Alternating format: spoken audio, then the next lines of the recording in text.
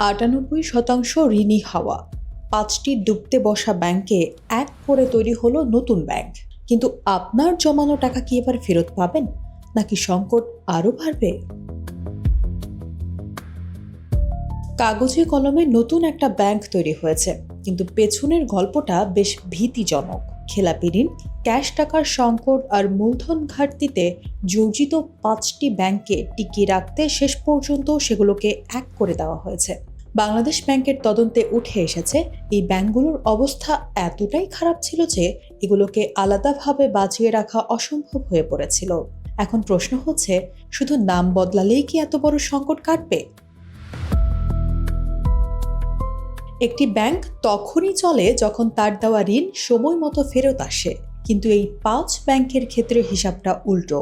First security ইসলামী ব্যাংকের 96% এবং union ব্যাংকের প্রায় 98% ঋণই এখন মন্দ ঋণ, যা ফেরত পাওয়ার আশা নেই বললেই চলে। সোশ্যাল ইসলামী আর এক্সিম ব্যাংকের অবস্থাও নাজুক। সব মিলিয়ে এই ব্যাংকগুলোর মূলধন ঘাটতি দাঁড়িয়েছে 1.5 লাখ কোটি টাকারও বেশি, যা আমাদের ব্যাংকিং ইতিহাসে আগে কখনোই ঘটেনি।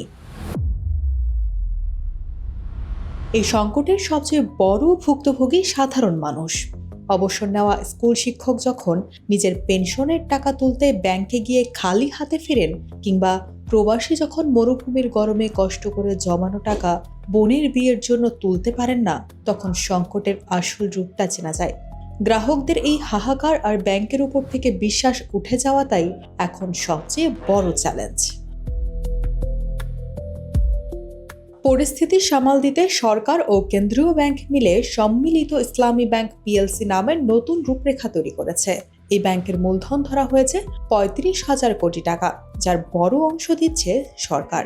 আর সবচেয়ে বড় খবর হলো, বিতর্কিত আইন বাতিল করে এস আলমের মতো যারা ব্যাংকগুলো লুটপাট করেছে তাদের ফেরার পথ চিরতরে বন্ধ করা হয়েছে। অর্থমন্ত্রীও আশ্বাস দিয়েছেন, গ্রাহকদের কোনো টাকা কাটা যাবে না, সবাই পুরো টাকা ফেরত পাবেন। তবে আসল পরীক্ষা শুরু হবে এখন। 5টা আলাদা ব্যাংকের সফটওয়্যার, হাজার হাজার কর্মী আর লাখো লাখো গ্রাহকের হিসাব এক করা মোটেও সহজ কাজ নয়। অর্থনীতিবিদরা সতর্ক করে বলেছেন, 5টি দুর্বল ব্যাংক মিলে একটি শক্তিশালী ব্যাংক বানানো বেশ ঝুঁকিপূর্ণ। শুধু নতুন লোগো বা নাম দিয়ে মানুষের মন জয় করা যাবে না। মানুষ তখনই বিশ্বাস করবে যখন ব্যাংকের কাউন্টারে গিয়ে নিজের প্রয়োজনে টাকা তুলতে পারবে। আগামী কয়েক মাসই বলে দেবে এই উদ্যোগ সত্যিই সমাধান আনবে, নাকি পুরনো রোগ নতুন নামে চলবে।